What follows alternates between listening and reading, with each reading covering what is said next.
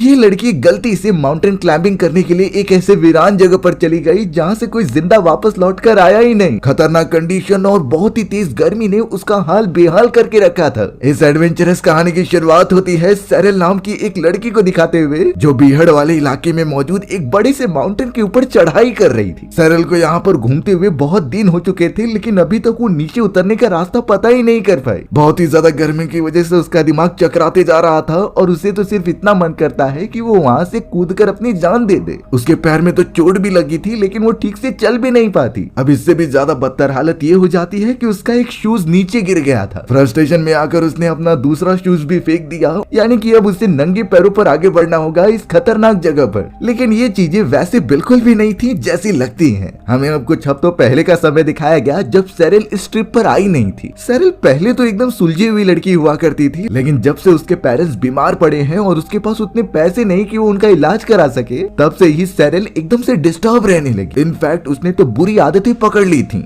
जैसे कि drugs consume करना और कई सारे अल्कोहलिक ब्रांड्स ट्राई करना। वो तो इतनी नीचे गिर गई थी कि वो किसी भी अनजान पर्सन के साथ संबंध बना ली थी। इन्हीं चीजों के बीच उसे एक आदमी पसंद आ गया था, जिससे सैरल ने शादी कर ली। पर ऑब्वियस बात थी कि उसके इतने बेकार नेचर के कारण उसकी ये शादी ज्यादा समय तक टिकने नहीं वाली थी। बेचारी सैरल का डाइवोर्स हो जाता है और वो उसे अकेला छोड़कर चला गया। सैरल रोती रही और वो डिप्रेशन में जाती ही रही। उसे कुछ नहीं समझ रहा था कि आखिर वो जिंदगी में आगे कैसे बढ़े। अगर ऐसा ही चलता रहा तो सैरल अपनी फैमिली कभी चालू नहीं कर पाएगी और अकेले ही रह जाएगी। अब इन चीजों के बीच सैरल को पता चलता है कि वो प्रेग्नेंट है, पर इससे बड़ा सवाल है कि ये बच्चा है किसका। उसने तो इतने सारे लोगों के साथ संबंध जो बना कर रखे थे। मेन बात तो ये थी कि सैरल अभी बिल्कुल भी रेडी नहीं है किसी भी बच्चे को करने के लिए, तो इसीलिए उसने सारी चीजों को मद्देनजर रखते हुए अपना अबॉर्शन करा लिया। सैरल की एक फ्रेंड होती है जो हमेशा उसे गाइड किया करती थी। उसे सैरल की हालत देखी नहीं जा रही होती, क्योंकि वो अपने डिप्रेशन और एंजाइटी से उभर ही नहीं पा रही होती। तब जाकर सैरल की फ्रेंड ने उसे सोलो ट्रिप पर जाने के लिए कहा। उसकी फ्रेंड सैरल को बीहड़ वाले इलाके के एक माउंटेन के बारे में बताती है, जहाँ पर वो हाइकिंग के लिए जा सकती थी। यानी वो एक हफ्ते का सफर होगा जिसमें कि सैरल एकदम अकेली होगी। उस जगह पर जाकर शायद उसे पता चल जाए कि उसकी जिंदगी कितनी इम्पोर्टेंट है। अब यहाँ बेचारी सैरल, जिसे हाइकिंग और कैंपिंग के बारे में बिल्कुल नॉलेज नहीं थी, वो भी अपने दोस्त की बात सुनकर इसके लिए मान जाती है। हाइकिंग और कैंपिंग के सारे सामान इकट्ठा करके सैरल निकल पड़ी थी उस बीहड़ वाले इलाके में। पर उसे बिल्कुल अंदाजा नहीं कि यहाँ पर उसने किन किन चीजों का सामना करना पड़ेगा। ये ऐसी चीजें होंगी जिससे कि उसकी जान को खतरा हो सकता है। पर हम भी सिर्फ देखेंगे नहीं, बल्कि अपने आप को इस ट्रिप में इमेजिन करेंगे सैरल की जगह पर, और ये भी डिसाइड करेंगे कि उस कंडीशन में हमें आखिरकार क्या करना चाहिए। हमारे एक्सपर्ट्स के सर्वाइवल स्किल्स हम यूज करेंगे, जिससे कि सारी कंडीशन से बचा जा सके। तो विदाउट टाइम वेस्ट किए निकल पड़ते हैं हम सैरल के साथ अपने लंबे सफर पर। सैरल तो अब कैसे भी करके उस बीहड़ वाले एरिया में पहुंच गई होती है और वहीं से उसे अपनी जर्नी शुरू करनी थी। उस इलाके में कई सारे अजीब तरीके के पहाड़ थे जहां पर उसे जाकर चढ़ाई करनी थी। सैरल ने तो अपने साथ काफी बड़ा बैग कैरी किया होता है, जिसमें कई सारे सामान थे। ये सारे सामान बहुत ही ज्यादा भारी थे, लेकिन ये जर्नी में उसे काम में आने वाले। इसी वजह से सैरल को अपना भारी बैकपैक उठाकर आगे बढ़ना ही होगा। कई देर तक ट्रेवल करने के बाद वो इतना ज्यादा थक जा रही थी कि वो सोचती है कि शायद यहाँ आकर उसने कोई गलती तो नहीं कर दी। वापस जाने का कोई चांस नहीं था, क्योंकि अब दिन ढलने लगा होता है। अब सैरल को बहुत ही ज्यादा पसीना निकल रहा था, तो वो थोड़ी दूर पर चलने के बाद अपना कैंप लगा लेती है। कैंप में बैठने के बाद वो सोचने लगी कि वो कुछ खाना गर्म करके खा ले। वो हमेशा अपने साथ एक किताब भी कैरी करती थी, जिसमें वो अपने हर एक एक्सपीरियंस के बारे में लिखती थी। यानी वो इस सिचुएशन के बारे में भी लिखती है कि उसके साथ क्या हो रहा है। अब टेंट के अंदर जब वो सारे सामान बाहर निकालती है गर्म करने के लिए, तो पता चला कि उसने स्टोव तो कैरी किया है, लेकिन उसे जलाने के लिए जो गैस चाहिए थी उसकी जगह पर उसने कुछ दूसरा ही ला दिया। यानी बात सिंपल थी कि वो खाने को गर्म नहीं कर सकती। अपने इस गलती की वजह से वो बहुत ही ज्यादा फ्रस्ट्रेट हो जाती है। सैरल का ये फर्स्ट टाइम था माउंटेन क्लाइंबिंग में, और शुरुआत से ही उसने गलतियां की हैं। अगर ऐसा चलता रहा तो वो शायद ज्यादा समय तक सरवाइव नहीं कर पाएगी। फिर भी अब उसने शुरू तो कर दिया है, तो एंड तक जाना ही होगा। रात हो चुकी थी और इस पूरे बीहड़ वाले इलाके में वो सिर्फ अकेली होती है। उस जगह पर ठंड भी काफी बढ़ जाती, इसीलिए उसने एक्स्ट्रा क्लोथ्स भी लेकर आए थे, जिसे पहनकर वो टेंट के अंदर ही सो गई। डर तो उसे बहुत ज्यादा लग रहा था, पर कैसे भी करके वो अपने आप को काम डाउन करती है। ऐसे करते करते उसे बीहड़ वाले इलाके में अब कुछ दिन बीत चुके थे। एक सुबह सैरल अपनी जर्नी में फिर से आगे चलते रहती है, बहुत ही ज्यादा थकान के मारे। उसके पास जो खाने पीने के रिसोर्सेज थे वो उसे दिन में थोड़ा ही खाती। उसने डिसाइड करके रखा था कि इतने समय में वो सिर्फ इतना ही मील इंटेक करेगी, क्योंकि बचा हुआ फूड ही एकमात्र साधन है उसके सर्वाइवल का। खाना खत्म हो गया तो उसे नेचुरल चीजों पर डिपेंडेंट रहना होगा, जो टेस्ट में बहुत ही ज्यादा बेकार होते हैं। ऐसे ही धीरे धीरे सेरेल के दिन बीतते जा रहे थे और वो चलते जाती है जैसे कि वो अपने डेस्टिनेशन तक पहुंच ही नहीं पाएगी। इनफैक्ट अब तक तो वो माउंटेन वाले इलाके तक भी नहीं पहुंची है। एक दिन ऐसे ही किसी रोड पर चलते हुए उसे एक ट्रैक्टर दिखाई देता है जिसे कि एक आदमी चला रहा था। सेरेल को थोड़ा सा राहत महसूस हुई और वो तुरंत ही उस आदमी के पास जाकर बताने लगी कि उसे मदद चाहिए। बहुत ज्यादा रात हो चुकी है और उसे बहुत डर भी लग रहा है। वो बूढ़ा आदमी तो सबसे पहले सेरेल को घूरता रहता है। उसने तो सीधा कहा कि मैं थोड़ा काम कर रहा हूँ तो तुम मेरे कार में जाकर बैठ सकते हो। सेरेल के पास कुछ ऑप्शन नहीं था तो वो उस आदमी का वेट करने लगी कार में जाकर। थोड़ी देर में रात भी हो गई थी, पर यहाँ सेरेल को काफी डर लगने लगा क्योंकि उसने उस बूढ़े आदमी के कार में एक बंदूक देखी होती है। कुछ मोमेंट बाद वो बूढ़ा आदमी भी अपना काम खत्म करके कार के अंदर आ गया और सेरेल से कुछ पूछताछ करने लगा। सेरेल उसे सब बताती है कि वो एक टूरिस्ट है, वो यहाँ से गुजर रही थी लेकिन काफी रात होने के कारण उसे मदद चाहिए। सेरेल को काफी डर लग रहा था तो उसने ये झूठ भी कह दिया कि उसका हस्बैंड भी साथ में है, वो कुछ समय में यहाँ पर आ जाएगा। बूढ़ा आदमी तो घूरने के बाद सीधा उसे लेकर चला जाता है अपने घर की तरफ। अंदर जाने पर पता चला कि उस बूढ़े आदमी की एक वाइफ भी मौजूद है। सेरेल ये जानने के बाद थोड़ा सा रिलैक्स हो गए क्योंकि वो उसकी वाइफ को देखकर कंफर्टेबल फील कर रही थी। दोनों ने वहां पर जल्द से जल्द डिनर रेडी किया और सेरेल को भी इनवाइट किया खाना खाने के लिए। सेरेल बेचारी, जिसने इतने दिनों तक थोड़ा सा ही खाना खाया होता है, वो इतने अच्छे और स्वादिष्ट खाने को देखकर एकदम से पागल हो चुकी थी। जल्द से जल्द वो बहुत सारा डिलीशियस खाना खाने लगी। अपनी एक रात सेरेल वहीं पर गुजारती है और वो बूढ़ा आदमी अगले दिन अपनी कार में सेरेल को वहीं पर छोड़कर आ गया जहां से उसे अपनी जर्नी कंटिन्यू करनी थी। यानी जिस तरीके से वो सेरेल बूढ़े आदमी के बारे में सोच रही होती है वैसा बिल्कुल भी नहीं होता। उन दोनों ने तो सेरेल का कितनी अच्छी तरीके से स्वागत किया। अब अपनी जर्नी में आगे बढ़ते समय उसे कहीं न कहीं लग रहा था कि वो सही रास्ते पर है भी कि नहीं। एक तो झुलसा देने वाली गर्मी होती है और उसका बहुत ही ज्यादा भारी बैकपैक। कुछ देर चलने के बाद वो अपना टेंट लगा देती है और अपने लिए थोड़ा गर्म खाना बनाती है। इस बार तो उसके पास प्रॉपर इक्विपमेंट्स भी मौजूद थे जो कि उसने बूढ़े आदमी से ले लिया था। इतने दिनों के बाद वो खुद से गर्म खाना बनाकर खा रही थी तो उसे सेटिस्फैक्शन मिलती है। बहुत ही ज्यादा अच्छी तरीके से अपना पेट भर के आराम करने के बाद वो वापस से सफर पर निकल पड़ी।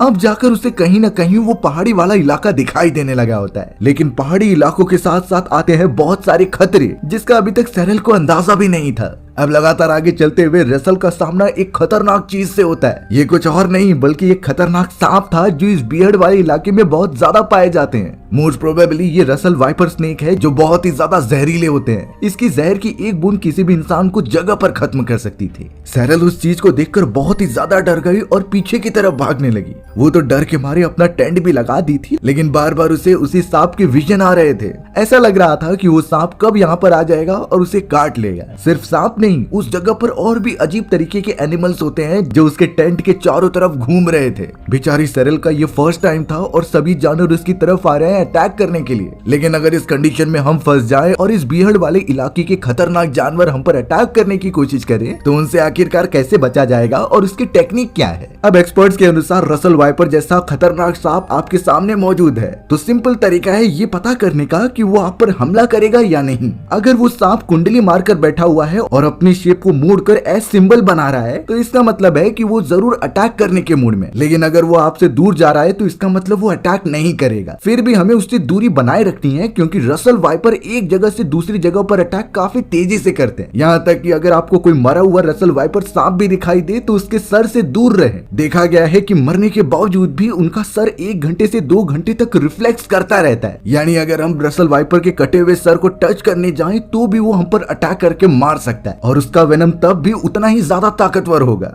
अब बात रही बाकी जानवरों की जो हम पर अटैक करके नुकसान पहुंचाना चाहते हैं, उनके लिए एक इजी तरीका है कि अपने कैंप साइट के चारों तरफ एक ऐसा बॉर्डर बना दीजिए जिस पर बहुत ही दुर्गंध वाली चीजें जैसे कि पेट्रोल या फिर यूरिनेशन जैसी चीजें फैला दीजिए। इससे जो भी जंगली जानवर होंगे वो उस दायरे के अंदर नहीं आ सकते। या फिर सबसे सेफ ऑप्शन है आग जलाकर रखिए। जंगली जानवर भले ही अगर आपके पास आते हैं तो आप जलती हुई मशाल से उन्हें दूर भगा सकते हैं, लेकिन इस पूरे प्रोसेस में हमें चौकन्ना ना रहना होगा और बारी बारी आराम करते हुए पहरा देते रहना होगा। सेरेल तो बेचारी इन चीजों से अब बहुत ही ज्यादा परेशान हो चुकी थी, फिर भी वो कैसे भी करके कैंपिंग साइट पर अपनी रात गुजारते। ये अच्छी बात होती है कि सेरेल के पास एक फ्लैश लाइट होती है जिससे वो जानवरों को डरा कर भगा दे रही थी। ये सारी चीजें फॉलो करने के बाद आखिरकार वो रात भर गुजार लेती है और अगले दिन निकल पड़ती है अपने सफर पर। भारी बैग्स के साथ उसे चला नहीं जा रहा था, लेकिन खुशी उसे इस बात की होती है कि वो पर्वत श्रृंखला तक आखिरकार पहुंच गई है। अब जब वो ऊंचाई से एक नदी के पास देखती है तो उसे वहाँ पर एक आदमी दिखाई दिया।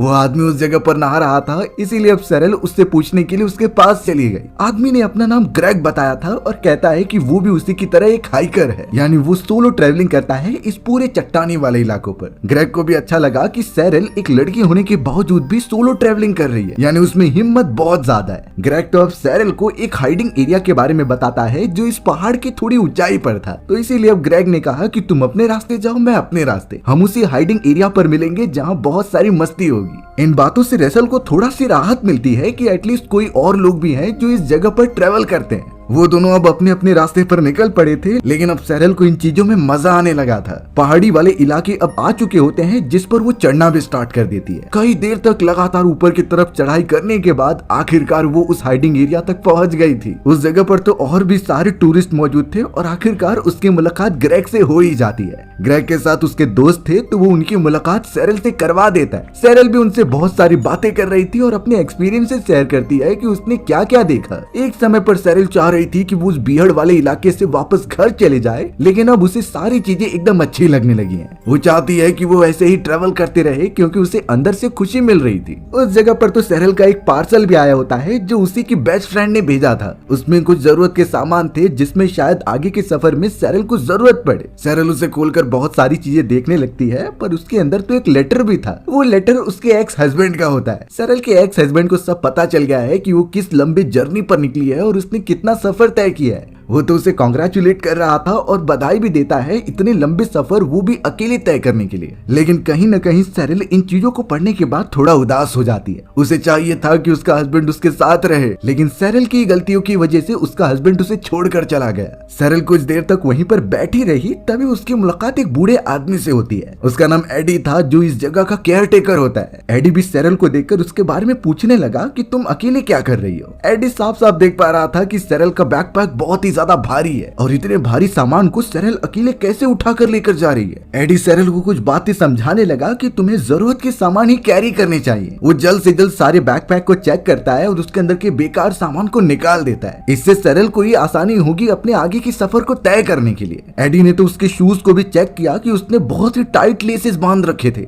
उसने कहा कि तुम जितने टाइट लेसेस बांधोगे तुम्हारा पैर उतना ही दबता जाएगा और उस पर रैशेस पड़ जाएंगे। इसीलिए एडी सलाह देता है कि तुम सैंडल्स को पहनो जिससे कि हवा पास होती रहे और इसमें तुम्हें कोई परेशानी भी नहीं होगी। उसने रिकमेंडेशन दिया कि तुम कोई दूसरे शूज भी ले सकते हो। वो अच्छी तरीके से सेरेल को गाइड करता है और आगे की सब चीजें बताता है। सेरेल अब वहाँ पर बहुत ज्यादा आराम करने के बाद निकल पड़ी थी अपने नेक्स्ट स्टेशन की तरफ। सबसे पहले उसने अपनी फ्रेंड को भी कह दिया था कि तुम मेरे लिए एक पेयर ऑफ शूज भेज दो। फिलहाल तब तक के लिए वो अपने पुराने वाले शूज से ही काम चलाएगी। अब आगे बढ़ते समय सेरेल को बताया गया था कि तुम्हारे पास दो रास्ते होंगे, एक जो होगा बर्फीला रास्ता और एक दूसरा रास्ता जो बीहड़ वाले इलाके से जाता है। तो एडी के अनुसार उसने सेरेल को गाइड किया था कि तुम बीहड़ वाले इलाके से जाओ, भले वो कितना दूर हो, पर वो बर्फीला इलाका बहुत ही खतरनाक है। यहाँ सेरेल के पास ऑप्शन था, लेकिन वो पता नहीं क्यों बर्फीले इलाके से ही आगे बढ़ रही थी। उसके पास सारे बर्फ पे चलने वाले गियर होते हैं जिससे वो पहनकर आगे बढ़ने लगी। यानी देखकर तो ऐसा लग रहा था कि सेरेल को एक्साइटिंग चीजें करना पसंद है। उसे पता है कि यहाँ पर खतरा है, लेकिन फिर भी वो इसे पार करते हुए आगे बढ़ती रहती है। अपने इस लंबे सफर पर उसे 15 दिन से ज्यादा हो चुके थे। बर्फीला इलाका जब उसने पार कर लिया तो वो एक चट्टान पर बैठकर अपने पैरों को देखती है। उसका एक पैर बहुत ही ज्यादा जख्मी हो चुका था, जिससे कि वो जब निकाल रही थी तो उसका एक शू अचानक नीचे गिर गया। अब नीचे की तरफ तो वो डायरेक्ट कूद नहीं सकती थी, तो वो फ्रस्ट्रेशन में दूसरा शू भी फेंक देती है। अब आपको पता ही चल गया होगा कि ये वही सीन है जो कहानी की शुरुआत में बताया गया था। इस जगह से ही असली मुसीबतें स्टार्ट होने वाली हैं। सेरेल की जर्नी अब और भी ज्यादा कठिन हो चुकी थी क्योंकि उसे चलने फिरने में प्रॉब्लम हो रही होती है। उसे धन्यवाद करना चाहिए एडी का, जिसने अपनी छोटी सी सैंडल उसे दे दी और उसी के माध्यम से वो आगे बढ़ रही थी। बहुत देर तक चलने के बाद आखिरकार वो उस दूसरे स्टेशन तक पहुंच गई जहां उसे अपना पार्सल कलेक्ट करना था और थोड़ी देर तक वो आराम कर सकती है। सेरेल ने जल्द से जल्द वहाँ जाकर अपने फ्रेंड द्वारा भेजे गए पेयर ऑफ शूज देखे और उसी जगह पर कुछ ब्रेकफास्ट कर लिया जिससे कि उसकी बॉडी में ताकत बनी रहे। पर अभी भी उसका आधा सफर बाकी था। सेरेल ने वहीं के एक फार्म हाउस में रुकने का डिसाइड किया था और उस जगह पर उसे अपने पास की कई सारी चीजें फ्लैशबैक होती हैं। हमें सेरेल की यादों के माध्यम से ये पता चलता है कि सेरेल के फादर बहुत ही ज्यादा बदतमीज थे। वो अपनी फैमिली के साथ बहुत ही रूडली बिहेव करते, खास करके वो उनकी मदर को बहुत ज्यादा मारते पीटते थे। इन्हीं रीजंस की वजह से सेरेल की मदर एक दिन अपने बेटे और सेरेल को लेकर वहां से भाग गई थी। उन्हें लगा कि वो अपने आगे की जिंदगी अच्छे से बिता पाएंगे, लेकिन अचानक पता चला कि सेरेल की मदर को कैंसर हो चुका है। वो बहुत ज्यादा बीमार रहने लगी और अंत में जाकर उनकी मृत्यु हो गई। इसी मोमेंट के बाद से ही सेरेल एकदम से बिगड़ चुकी थी। उसे इस कंडीशन में अपने भाई के साथ रहना चाहिए था, लेकिन फिर भी वो अपनी मनमानी करने लगी। ड्रग्स लेना और कई सारे लोगों के साथ संबंध बनाना ये उसका काम हो गया था। इनफैक्ट शादी करने के बावजूद भी वो अपने हस्बैंड के साथ लॉयल नहीं रहती। उसके हस्बैंड ने कई सारे दूसरे लोगों के साथ सेरेल को पकड़ा था और यही रीजन था कि उसने सेरेल से डाइवोर्स ले लिया। पूरी गलती इन चीजों में सेरेल की है। उसने खुद की जिंदगी बर्बाद कर ली, जबकि ये सारी चीजें कितने लोगों को मिलती भी नहीं। और अब इतने सारी चीजों के बाद वो इस बीहड़ वाले इलाके में अपना सफर तय कर रही है। अब प्रेजेंट टाइम आता है जहाँ सेरेल आगे की तरफ बढ़ती है और उसके चेहरे पर एक मुस्कान दिख रही थी। यानी इससे ये कंफर्म होता है कि वो अपने जिस टारगेटेड लोकेशन की तरफ बढ़ रही है वो अब बहुत ही पास है। डेजर्टेड एरिया को क्लियर करने के बाद शायद वो अपने सफर में कामयाब हो जाएगी। उस बड़े से बीहड़ वाले इलाके में ट्रेवल करते हुए पता चला कि अब उसका पानी खत्म हो चुका है। ये बहुत ही बुरी खबर थी क्योंकि डेजर्टेड एरिया अभी लंबा था। उसे पार करते हुए उसे पानी पीना है और अपने बॉडी को हाइड्रेटेड रखना है। उसके बॉडी को वाटर की जरूरत है, नहीं तो वो डिहाइड्रेटेड होकर यहीं पर मर जाएगी। बहुत देर तक विदाउट पानी के चलने के बाद जब उसे एक आयरन का टैंक दिखाई देता है तो वो वहां जाकर पानी चेक करने लगी, लेकिन उसके अंदर भी पानी मौजूद नहीं होता। अब तो धीरे धीरे उसकी बॉडी इतनी कमजोर हो चुकी थी कि उसकी स्पीड भी कम हो चुकी होती है। इतने भारी सामान को वो अकेले कैसे लेकर चलेगी उसे भी नहीं पता।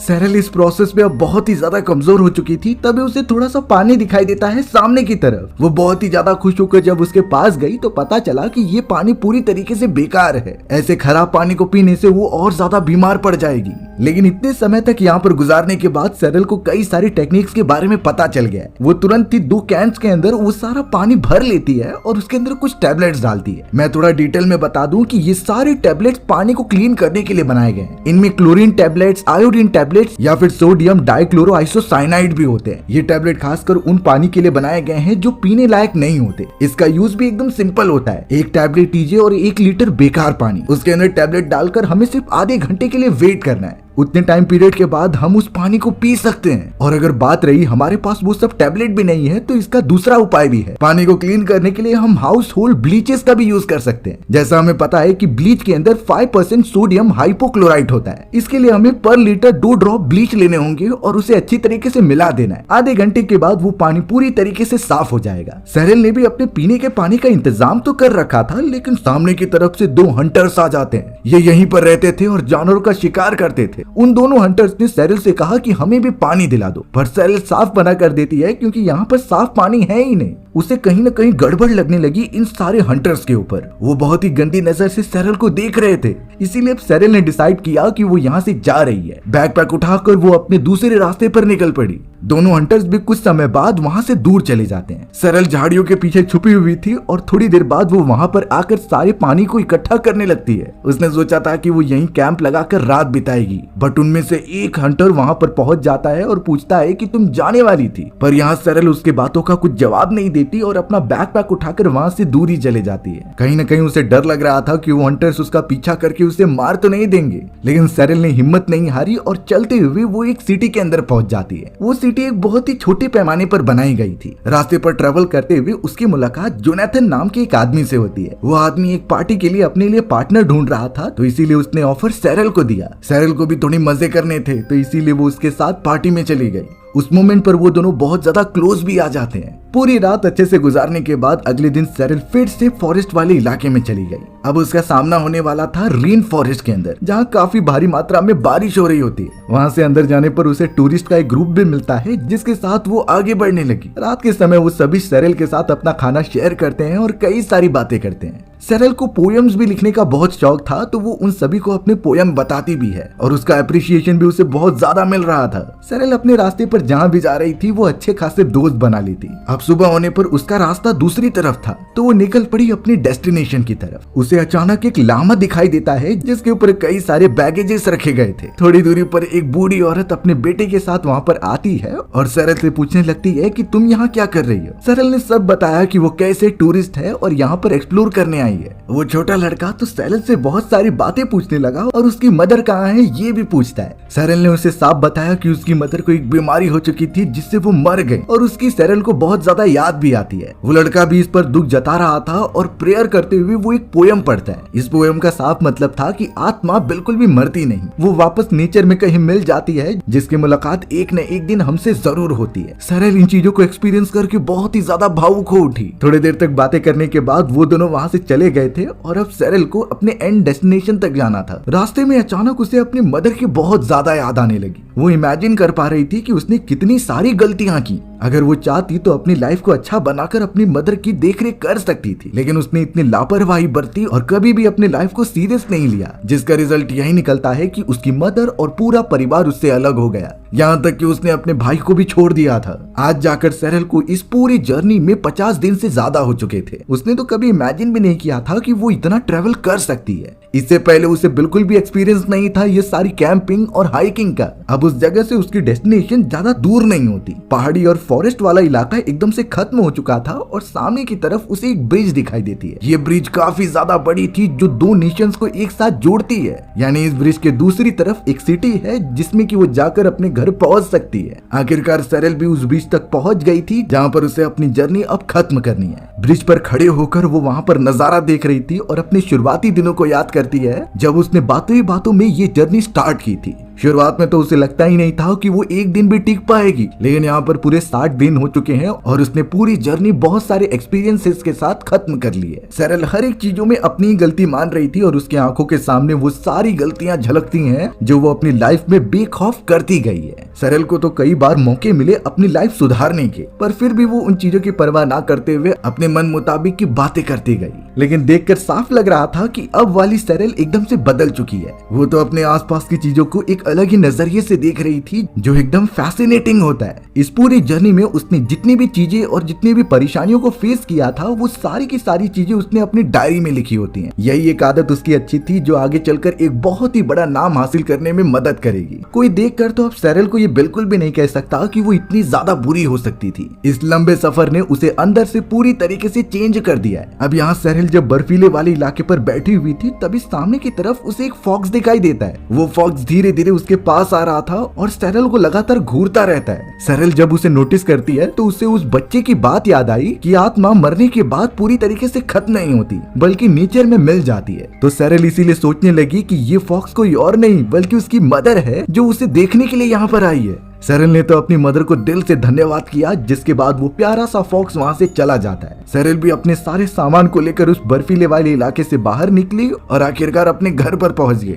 सबसे ज्यादा चौंकाने वाली बात ये होती है कि उसने जो अपनी डायरी में सारे एक्सपीरियंसेस लिखे थे वो कुछ समय बाद जाकर एक बहुत ही फेमस किताब बन गई। लोगों को सरल के एक्सपीरियंसेस इतनी ज्यादा पसंद आए कि उसकी पॉपुलैरिटी बहुत ही कम समय में हो चुकी थी। इन्हीं चीजों की वजह से सरल ने डिसाइड किया कि वो एक बहुत ही फेमस राइटर बनेगी। उसने तो उसके बाद कई सारी किताबें लिखी इन्हीं चीजों के बेसिस पर और हर एक किताबें आसमान की ऊंचाइयों को छू रही थी। सरल की जिंदगी पूरी बदल चुकी होती है। उसने एक नई शादी की और कुछ सालों में ही उसके बेटे बेटियां भी हुई। यानी इतना समय बीतने के बाद वो एक अच्छी खासी फैमिली पर्सन बन चुकी थी। बता दूं कि ये सच्ची कहानी पर आधारित है, जैसे कि सरल नाम की एक अमेरिकन लड़की के ऊपर बनाया गया था। कहानी में सिर्फ इतना ही बताने की कोशिश की गई है कि अगर हमारे पास कई सारे दरवाजे बंद हो जाएं और हम लाइफ में पूरी तरीके से गुम हो जाएं, लेकिन अगर थोड़ा सा भरोसा और मेहनत हम करते रहेंगे तो कहीं ना कहीं से बाहर निकलने और लाइफ को एंजॉय करने के रास्ते निकल आते हैं। वैसा ही सेम सरल के साथ हुआ और अब वो एक बहुत ही बड़ी पर्सन बन चुकी है। हमारी भी कहानी इसी तरीके से यहीं खत्म हो गई।